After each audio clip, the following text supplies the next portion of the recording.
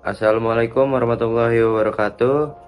Perkenalkan, kami dari kelompok 5 yang akan membahas bab 5, yaitu mengenai tentang integrasi global.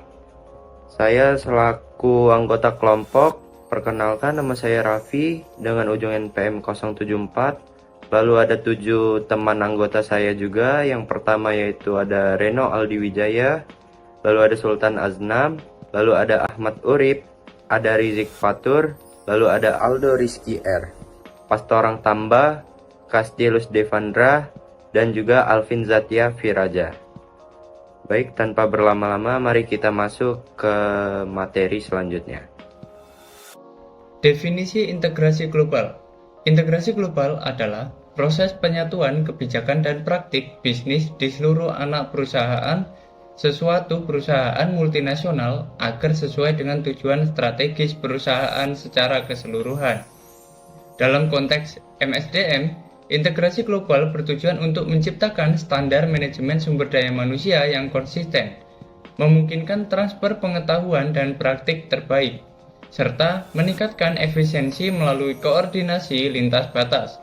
Meskipun demikian, integrasi ini tetap mempertimbangkan adaptasi terhadap lingkungan lokal untuk memastikan efektivitas implementasinya. Baik, selanjutnya itu pendorong integrasi global. Yang pertama adalah pendorong lingkungan. Lingkungan global yang semakin terintegrasi, termasuk pengurangan batas-batas negara dan deregulasi pasar, menciptakan peluang baru bagi MNC untuk beroperasi secara lebih efisien.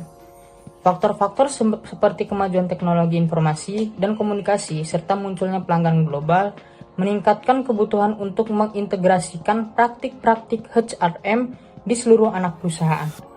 Kemudian yang kedua adalah pendorong strategis.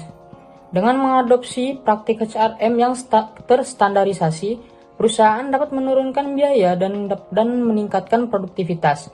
Integrasi ini juga memungkinkan MNC untuk membangun citra merek global yang konsisten dan responsif terhadap kebutuhan pelanggan di berbagai pasar. Selain itu, integrasi HRM membantu dalam memanfaatkan kapabilitas yang telah terbukti sukses di pasar domestik untuk diterapkan di operasi internasional. Kemudian yang ketiga adalah pendorong struktural. Dengan struktur yang lebih terpusat, cenderung lebih berhasil dalam menerapkan praktik yang konsisten di seluruh anak perusahaan. Sebaliknya, anak perusahaan yang diakuisisi mungkin menghadapi tantangan dalam mengintegrasikan praktik baru karena adanya perbedaan budaya dan sistem yang sudah ada. Oleh karena itu, pemahaman tentang struktur dan karakteristik anak perusahaan sangat penting untuk mencapai integrasi yang efektif. Baik, selanjutnya itu ada alat integrasi global. Nah, jadi yang pertama yaitu ada sentralisasi. Nah, jadi sentralisasi dalam manajemen sumber daya manusia memastikan bahwa keputusan strategis terkait pengelolaan karyawan dibuat di kantor pusat perusahaan. Dengan pendekatan ini, organisasi dapat menciptakan keselarasan dalam kebijakan dan praktik sumber daya manusia di berbagai lokasi, sehingga mengurangi perbedaan yang dapat muncul akibat pengambilan keputusan yang terdesentralisasi. Hal ini dapat membantu perusahaan dalam menjaga budaya kerja yang seragam, meningkatkan efisiensi operasional, serta memastikan bahwa kebijakan yang diterapkan sesuai dengan visi dan strategi bisnis secara keseluruhan. Dan yang kedua yaitu ada formalisasi. Jadi formalisasi dalam manajemen sumber daya manusia mengacu pada upaya untuk menstandarkan kebijakan dan prosedur secara terdokumentasi agar dapat diterapkan secara konsisten di seluruh organisasi. Jadi dengan adanya formalisasi ini, perusahaan dapat memastikan bahwa setiap karyawan, baik di kantor pusat maupun di cabang, memahami dan mengikuti aturan yang sama dalam berbagai aspek, seperti rekrutmen, pelatihan, kompensasi, serta evaluasi kinerja. Standarisasi ini juga berperan dalam meningkatkan transparansi, mengurangi ambiguitas, serta memudahkan pengawasan dan kepatuhan terhadap regulasi yang berlaku. Kemudian yang ketiga yaitu ada informasi. Nah, jadi penggunaan teknologi dalam pengelolaan informasi sumber daya manusia menjadi aspek yang krusial dalam mendukung efisiensi dan efektivitas manajemen sumber daya manusia. Jadi dengan mengadopsi sistem global seperti EHRM, SAP, atau PeopleSoft, perusahaan dapat menyimpan, berbagi, dan menganalisis data karyawan dengan lebih mudah dan cepat. Teknologi ini memungkinkan akses data sumber daya manusia secara real-time di berbagai lokasi, mendukung pengambilan keputusan berbasis data, serta meningkatkan akurasi dan keamanan informasi. Selain itu, sistem ini juga membantu berbagai proses sumber daya manusia seperti penggajian, penilaian kinerja, serta manajemen talenta sehingga dapat meningkatkan produktivitas organisasi secara keseluruhan. Selanjutnya, yang keempat ada integrasi berbasis orang. Integrasi berbasis orang ini mencakup mobilitas tenaga kerja, ekspatriasi, jaringan profesional HRM, serta program pelatihan lintas negara untuk menyebarkan praktik terbaik dan membangun kompetisi global.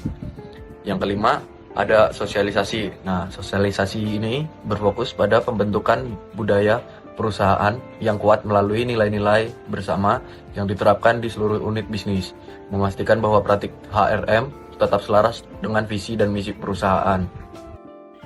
Pola-pola integrasi HRM.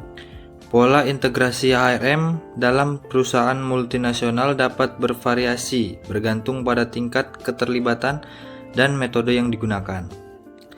Beberapa perusahaan menerapkan pendekatan sentralisasi, di mana kebijakan dan keputusan HRM dikendalikan dari kantor pusat untuk memastikan konsistensi global.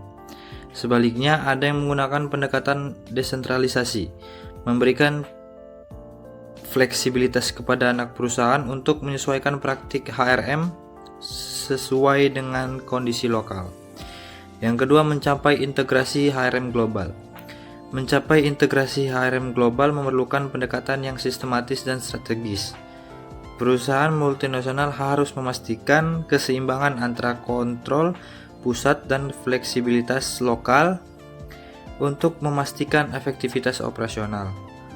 Langkah-langkah utama dalam mencapai integrasi HRM global meliputi penerapan teknologi HRM yang terstandarisasi, pelibatan ekspatriat dan jaringan global untuk transfer pengetahuan, serta membangun budaya perusahaan yang kuat melalui sosialisasi nilai dan kebijakan.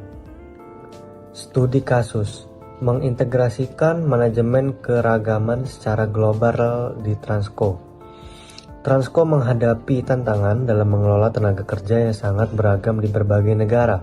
Untuk mengatasi perbedaan budaya dan regulasi, perusahaan menerapkan strategi integrasi HRM global dengan pendekatan sentralisasi dan desentralisasi yang seimbang. Mereka menggunakan kebijakan standar global yang diterapkan fleksibel sesuai dengan kondisi lokal. Salah satu kunci keberhasilan Transco adalah penggunaan teknologi berbasis informasi seperti HRM untuk menyelaraskan praktik SDM di seluruh anak perusahaan. Selain itu, perusahaan mendorong pertukaran budaya melalui program ekspatriasi dan pelatihan lintas negara, sehingga nilai-nilai perusahaan dapat terserap di semua unit bisnis. Namun, proses ini tidak lepas dari tantangan seperti instansi dari karyawan lokal terhadap kebijakan global dan kesulitan dalam menyesuaikan standar perusahaan dengan regulasi di berbagai negara. Oleh karena itu, Transco mengadopsi strategi sosialisasi dengan memperkuat budaya perusahaan dan komunikasi terbuka antara kantor pusat dan anak perusahaan.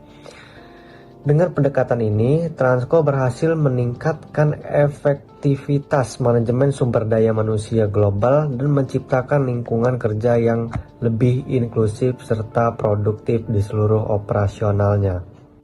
Oke, baik, selanjutnya kesimpulan dari presentasi kali ini adalah konsep ini memiliki relevansi akademis yang kuat, tetapi penerapannya dalam praktik masih terbatas. SHRM seringkali terlalu berfokus pada kepentingan pemegang saham dan manajemen, dengan sedikit perhatian terhadap kesejahteraan karyawan. Nah, salah satu tantangan utama adalah kurangnya pendekatan multi pemangku kepentingan yang mempertimbangkan keseimbangan antara kebutuhan organisasi dan pekerjaannya. Untuk mencapai efektivitas, SHRM perlu mengadopsi strategi yang lebih inklusif, mengintegrasikan nilai-nilai etis, sosial, dan ekonomi agar lebih relevan dalam konteks bisnis modern.